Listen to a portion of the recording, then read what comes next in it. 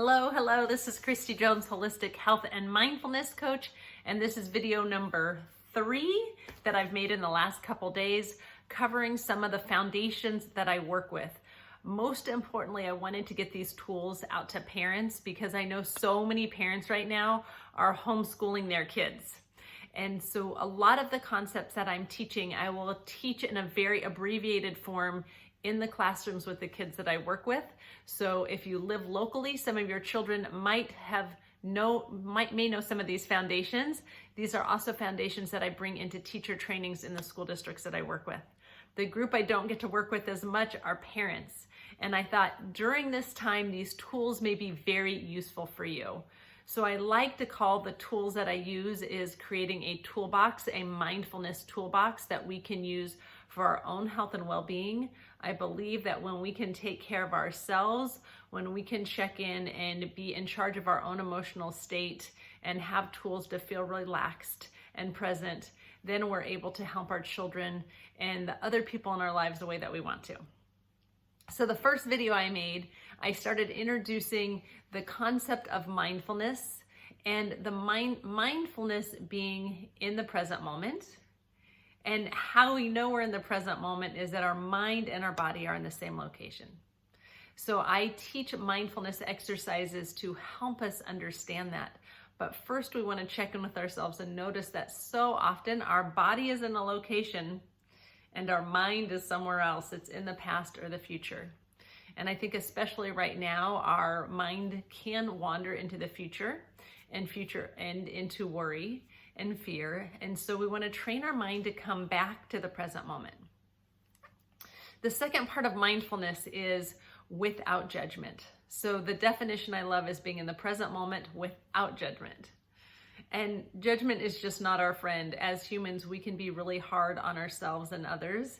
And the more we can practice throwing judgment away, getting rid of judgment and bringing in the concept of curiosity, being curious of, oh, isn't that interesting that I reacted in that way? Isn't that interesting? I wonder why I'm having that feeling. When we can observe that feeling, we can step back and we can get a different perspective, right? So the second video I made was explaining something called our natural state of balance. Did you know we have a natural state of balance?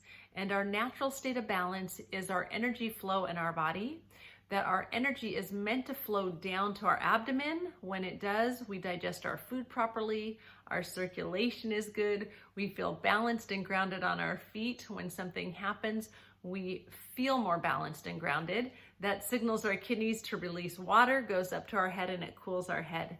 So our natural state is a cool head and a warm abdomen. On this channel, there are many videos that you can watch that are simple mindfulness exercises that will teach you how to create that natural state of balance. We literally want to shift our energy from our head. A lot of times we are thinking way too much. So this is your invitation to think less and check in with your body and connect with your body more. In this video, I wanted to go over something that I found so foundational in understanding mindfulness, is that when we really understand that mindfulness is our mind and our body in the same location, or I guess I should say being present is our mind and our body in the same location, it made me ask, what is our mind? Like, how can we be mindful if we don't know exactly what our mind is? So I hope this makes sense to you, and this is something that you're like, yeah. Now, what I realized is that mind and brain are used interchangeably. Now, when we think about being present and our mind and body in the same location, our brain is a physical structure. It stays in our head. It does not go anywhere. But our mind can go to the past or the future. So it must mean that our mind and our brain are different. And so I really dove into the wisdom of Dr. Daniel Seigel. He has a book, and Tina Bryson, called The Yes Brain. This is a fabulous parenting book. I actually have adults read it, even that don't have children, because the concepts in here are so powerful. And what he really researched is he was curious about the mind and the brain as well. And he found that we did not have a definition that was an accepted definition of mind. And he actually interviewed thousands of therapists and asked them if they had been trained in the mind. And they said only the brain. So here is I guess I would say a challenge what we have in mental health in our society is that most people have not been trained in the mind, only the brain. Most people don't even know what the mind is. And so let me give you a definition. So one of the things that I love about Dr. Seigel, I'm trying to find my handout over here, is that he worked with 60 different sciences to come up with a definition of mind. The old definition of the mind is that the mind is just energy flow. It's just the function of the brain. It's just a process of the brain that leads people to feel isolated, separate. And what we're realizing with quantum physics is that we are all connected. We cannot be connected, that we all have this energy flow that connects us to each other. So that old definition could not be accurate. And so the definition that was agreed upon, because you can't just make it up, he wanted to get agreement of the different sciences, is the mind is the self-organizational regulation of energy and information flow as well as our consciousness and the subjective feeling of being alive. So mind is energy and information flow, along with the feeling of our consciousness and being alive. Isn't that powerful?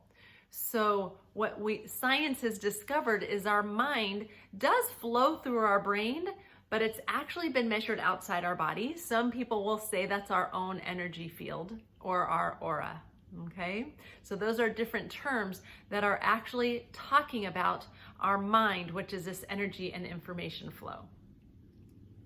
Now, when you practice mindfulness techniques, this is what's so exciting.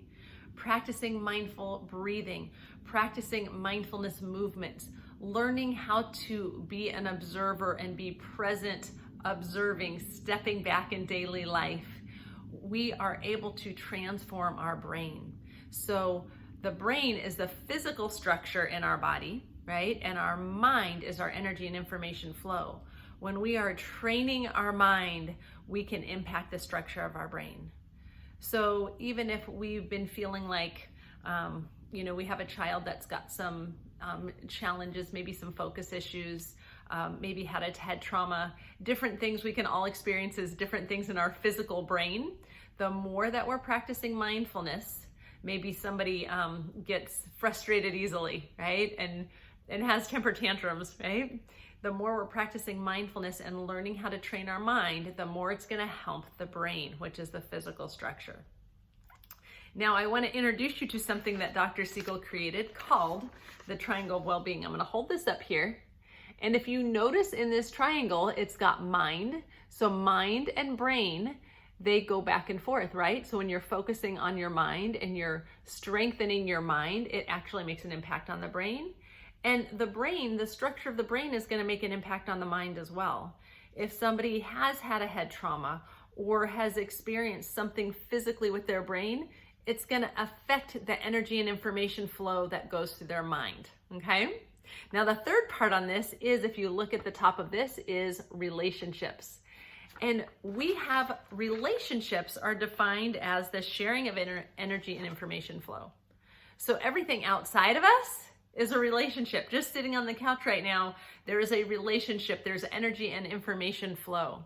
Here is the power we have in each other's lives, especially if we're in the life of a child. When we practice mindfulness, when we're able to be present, right? Coming from a place of feeling calm, right? In charge of our own emotional state. And we're interacting with children. We are helping them to form their mind. The relationship we have with a child, especially a child in their early years, they are forming their mind by the interactions of their environment, the interactions with the adults in their lives. When we really understand this and we put mindfulness into practice and we build those relationships where children feel safe, we are helping them build their mind, which is helping them build their brain, which is helping them with the relationships in their life. So the impact that we have on children is so profound. The impact we have on each other, every interaction we have with each other, when we are present, with compassion, with kindness for each other, we are influencing that person's mind, we're influencing that person's brain, and we're building a relationship. I think this is so exciting. I will post this picture as well so that you can have a better image of it. If you are interested in reading The Yes Brain, once again, it's a fabulous book. If you have any other questions about this, please comment or reach out to me directly. But having this understanding that we are doing the work that we're doing, the concepts I'm teaching you are starting to help you develop your mind, right? And it's leading to this triangle of well-being that impacts our brain, that impacts our relationships. And us being present, think of the difference that we can make. I hope this was helpful. Please reach out to me with any questions. Have a great day.